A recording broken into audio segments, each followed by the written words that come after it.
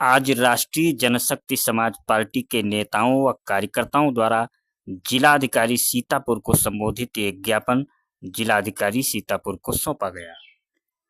Party के राष्ट्रीय अध्यक्ष डॉक्टर एसपी राजवंशी ने बताया कि पार्टी नेताओं व कार्यकर्ताओं द्वारा 9 जून 2025 से 11 जून 2025 तक विकास भवन धरना स्थल पर विभिन्न मांगों को लेकर प्रदर्शन किया गया था। धरना स्थल पर नायब तहसीलदार सदर स्वयं पहुंचे थे और पीड़ितों की मांगों को सुनने के बाद 1 सप्ताह के भीतर कार्रवाई का आश्वासन देकर धरना समाप्त करा दिया था। लेकिन 1 सप्ताह का समय बीत जाने के बाद भी नायब तहसीलदार के आश्वासन पर कोई कार्रवाई न किए जाने के विरोध में 21 जून 2025 को आज जिलाधिकारी सीतापुर को संबोधित एक 8 सूत्रीय ज्ञापन सौंपा गया है। ज्ञापन में कहा गया है कि अगर 2 दिन के भीतर मांगों पर कार्यवाही नहीं की गई तो 23 जून से पार्टी नेता, कार्यकर्ता व पीड़ित विकास भवन में धरना स्थल पर अनिश्चितकालीन धरना, आमरण अनशन व भूख हड़ताल करने के लिए विवश होंगे। धरना स्थल सीतापुर में विकास भवन के सामने पीड़ित जयपाल राजवंशी सेक्टर अध्यक्ष राष्ट्रीय जनशक्ति समाज पार्टी और पार्टी कार्यकर्ताओं के द्वारा अनिश्चितकालीन धरना दिया गया था। उस धरना देते समय दिनांक 11/6/2025 को धरना स्थल पर नायब तहसीलदार सदर श्री महेंद्र कुमार सिंह जी धरना स्थल पर आए थे। उन्होंने आश्वासन दिया था कि आप धरना समाप्त कर दीजिए, हम आपकी समस्या का निराकरण कराएंगे। उनकी आश्वासन पर जो है धरना को समाप्त कर दिया गया और वो 14/6/2025 को वारदात जहाँ घटना हुई है, जहाँ की घटना है, वहाँ गए थे अपनी पूरी टीम के साथ। वहाँ पैमाइश कराया तो पैमाइश में गाटा संख्या 577 का जो पीड़ित जयपाल राजवंशी के नाम राजस्व अभिलेखों में भूमि संक्रमणी दर्ज है, उसी में खंजा लगा हुआ पाया गया। तो नायब तहसीलदार ने पीड़ित जयपाल से कहा कि आपके खेत में खंजा लगा हुआ है, लेकिन हम इसी के बजाय आपको पास में ही ज़मीन दे देंगे। तो पीड़ित जो है उनके कहने के अनुसार सहमत हो गया। तो उन्होंने जो है ज़मीन को नपवा दिया, ज़मीन नाप दी गई।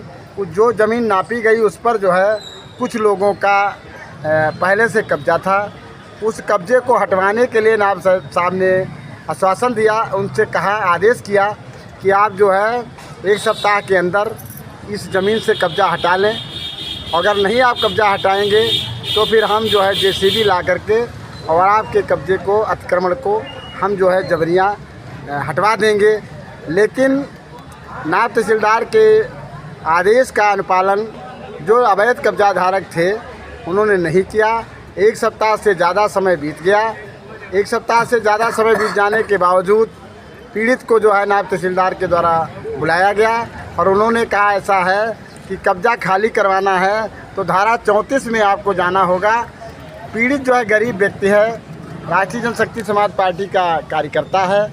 उसने कहा कि श्रीमान जी, आपने जो है कहा था अगर 1 सप्ताह में ये लोग कब्जा नहीं हटाएंगे तो हम जेसीबी ला करके और ये अवैध जो अनाधिकृत लोगों ने कब्जा कर रखा है इसको हटवा देंगे। अब आप धारा 34 की बात करते हो, हम 34 का मुकदमा लड़ने में सक्षम नहीं है। मुकदमा ही सारी चीज़ों का विकल्प नहीं है। अगर अधिकारी सारी चीज़ों का विकल्प मुकदमा ही कर रहे हैं तो फिर अधिकारियों का प्रशासनिक अधिकार से मतलब ही क्या रह गया। इसलिए साथियों, जब कोई कार्रवाई न होता देख तो आज दिनांक 21/6/2025 को जिलाधिकारी महोदय को संबोधित एक 8 सूत्रीय ज्ञापन दिया गया है और उस ज्ञापन के माध्यम से मांग की गई है कि अगर 2 दिन के अंदर समस्त बिंदुओं पर कार्रवाई करके मांगों को पूरा नहीं किया गया तो पीड़ित के द्वारा जो है दिनांक 23 तारीख से 23/6/2025 से इसी धरना स्थल पर सीतापुर में विकास भवन के समक्ष अनिश्चितकालीन धरना प्रदर्शन और यहाँ तक कि आमरण अनशन, भूख हड़ताल करने के लिए बाध्य होगा, जिसकी जिम्मेदारी जो है शासन प्रशासन की होगी। मांग है कि गाटा संख्या 881 जो बिरसापुर में स्थित है, तहसील सिधौली में, वहाँ पर भी जो है बालेश्वर मंदिर के पुजारी और सरबराहकारों ने और ठेकेदारों ने जो है जबरियाँ जो है उस ज़मीन पर कब्जा कर रखा है, जबकि वो ज़मीन सोमेश्वर दयाल और संतोष कुमार आज के नाम भूमि संक्रमणी दर्ज है। उस पर जो है इन मंदिर के पुजारी और वहाँ के सरबराहकार और वहाँ के ठेकेदारों ने संक्रमणी भूमि में शौचालय के टैंक और शौचालय बना दिए हैं। ये इसका भी आश्वासन दिया गया था नायब साहब के द्वारा कि हम सिधौली से डीएम साहब के माध्यम से हम सिधौली को लिखवाएंगे और ये भी आपकी समस्या का निराकरण कराएंगे, लेकिन किसी भी समस्या का निराकरण नहीं किया गया है। निराकरण करने में लीपापोती की जा रही है और जो है लोगों को झूठे आश्वासन दे करके गुमराह करने का जो है प्रयास किया जा रहा है। तो हमारी मांग है कि जो है तत्काल सभी बिंदुओं पर जो हमारे 8 सूत्री मांग पत्र हैं, उन मांग पत्र में दर्शाए गए हैं ज्ञापन में जो हमारी मांगे हैं उन पर सब पर कार्रवाई हो। एक और मांग है कि बीना शुक्ला को थाना मिश्रिख में 14 तारीख को ये अपनी सास को प्रार्थना पत्र दिलाने आई थी।